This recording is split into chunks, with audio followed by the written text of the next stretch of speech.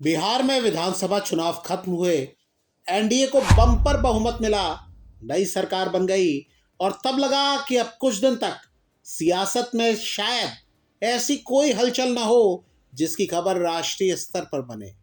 लेकिन देखिए ना, बिहार का सियासी हल्ला पूरे देश में सुनाई दे रहा है। कयास एनडीए में फूट के हैं और दावा किया जा रहा है कि एनडीए कुनबे की एक पार्टी का अस्तित्व खत्म होने जा रहा है।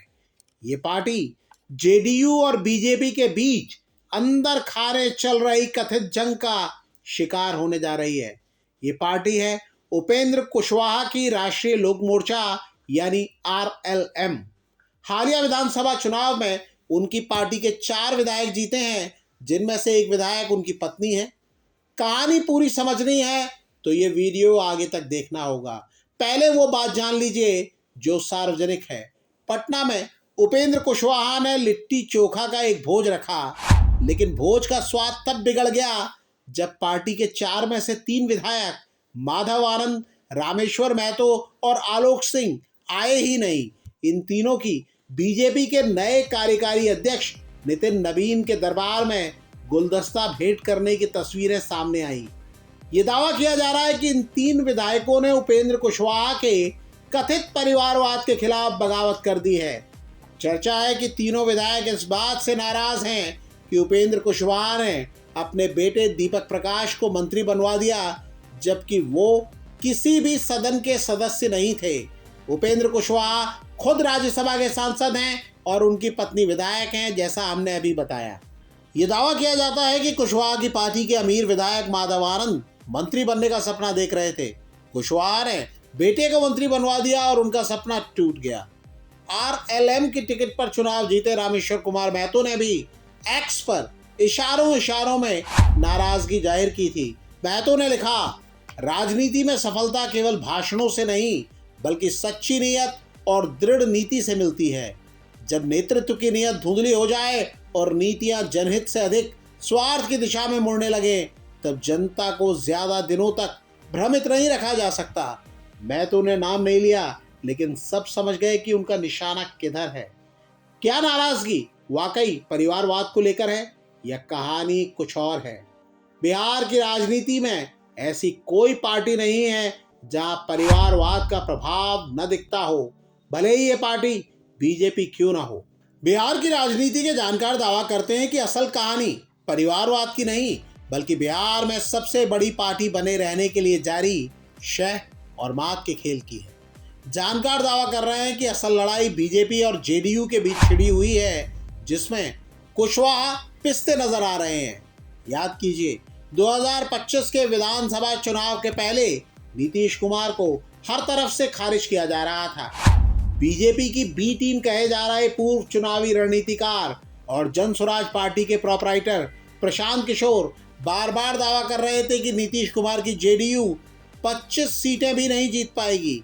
दावा यह भी किया जा रहा था कि बीजेपी नीतीश कुमार को किनारे कर अपना सीएम बनाना चाहती है, लेकिन नीतीश कुमार की पार्टी जेडीयू ने सबको चौंकाते हुए 85 सीटें जीत ली। नतीजों के बाद नीतीश की जगह किसी और नेता के सीएम बनने की चर्चा तक नहीं चली।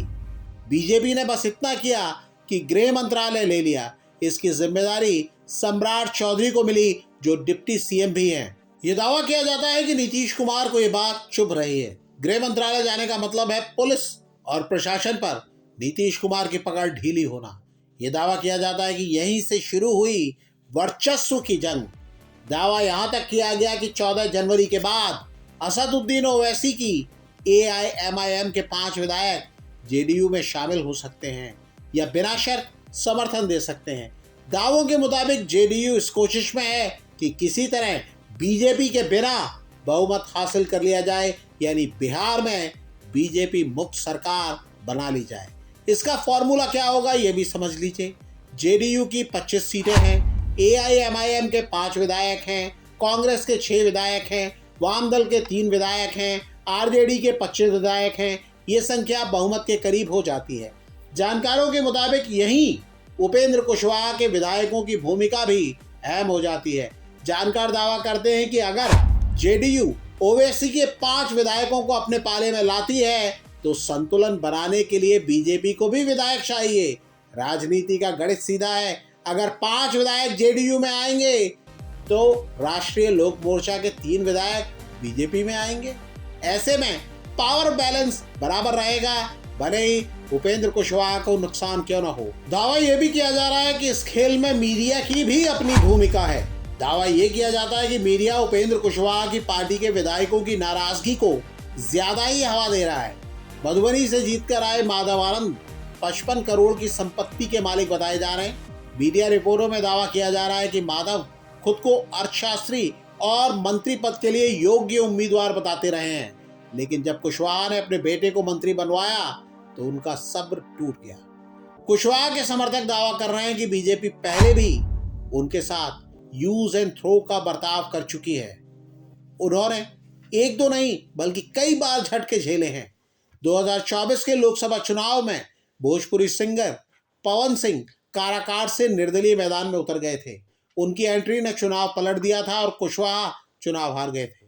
चुनाव के ठीक पहले तक पवन सिंह बीजेपी में थे। तब भी यह आरोप लगाया गया था कि बीजेपी की शय पर ही पवन सिंह ने उपेंद्र कुशवाहा का रास्ता रोका। बिहार विधानसभा चुनाव के ठीक पहले बीजेपी ने पवन सिंह को दोबारा पार्टी में शामिल कर लिया। जानकार दावा करते हैं कि उपेंद्र कुशवाहा ने अपने बेटे दीपक प्रकाश को मंत्री बनवाकर शायद एमएलसी सीट सुरक्षित करने का दांव चला था, क्योंकि उन्हें डर था कि बीजेपी भविष्य में उन्हें कहीं धोखा ना दे दे।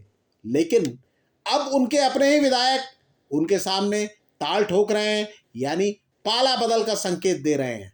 जानकार दावा करते हैं कि उपेंद्र कुशवाहा की पार्टी के 3 बागी विधायक बीजेपी में भी शामिल हो सकते हैं और अलग पार्टी भी बना सकते हैं। ऐसे में बीजेपी को दोहरा फायदा होगा। उपेंद्र कुशवाहा को राज्यसभा में सिर्फ 2 साल का कार्यकाल मिला था।